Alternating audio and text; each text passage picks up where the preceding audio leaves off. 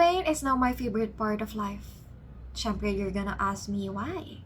Simple but crucial to learn how I can unlearn to hate pain. When I reached 30, everything changed in my life, especially the way I say things amidst the process of in pain. Kasi sa pain pala ako matututong kilalanin ng sarili ko hanggang saan ang pananampalataya ko sa Diyos. Sino ang mga taong totoo sa akin? Sino yung mga taong nangungumusta sa akin? Hindi yung mga taong nangungumusta lang sa akin para ichismis ako sa iba. Pain teach me a lot of things in my entire life. Pain making me feel alive and strong. Pain is the reason why I'm able to see the deepest part of my real friends and family. And I am able to help them to see things in a positive way and or purposely made by God. First of all, if you want to move on from that pain, accept it to yourself that you're in pain. Write it down on a paper. Feel it. Acknowledge it. Don't try to avoid it. Lalo ka lang masasaktan kalaunan.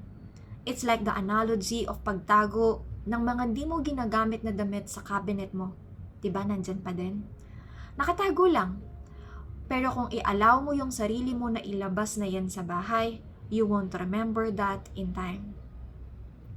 Learn from that pain. Damdamin mo ng todo. Umiyak ka kahit sipunin ka, mapaos ka. Do it. You can easily move on from that specific pain, but please don't give away the power of your happiness. Sa sakit na nararamdaman mo, wag mong hayaan lamunin ka ng buo. Because when Satan knows that you're in pain, he can tempt you easily. Kapit ka pa din kay Lord. Inform your mind that embracing that pain is not an overnight process. You can still outsmart pain. Also choose the person who you call when you're in pain. Dahil pag nasasaktan tayo, gusto natin ma-validate emotions natin, right? Katwiran natin, huwag mo hanapin yun. Hanapin mo yung taong matured mag-isip, na bibigyan ka ng payo na patas, yung kalmado ang isip, yung kayang makaintindi ng sitwasyon mo. Huwag mong takbuhan ng alak. Magpapakalasing ka, gagastos ka, and then what? Same problem and pain that you will fix and face next day. Dumagdag pa kasi napagastos ka na, sumakit pa ang ulo mo. Pain is part of life. Pain will always be there while we are alive. It's just that it is evolving the older we get, the deeper we can feel pain. Because that's the best way to make us strong for the next battle. Pain is a sign that you're still alive.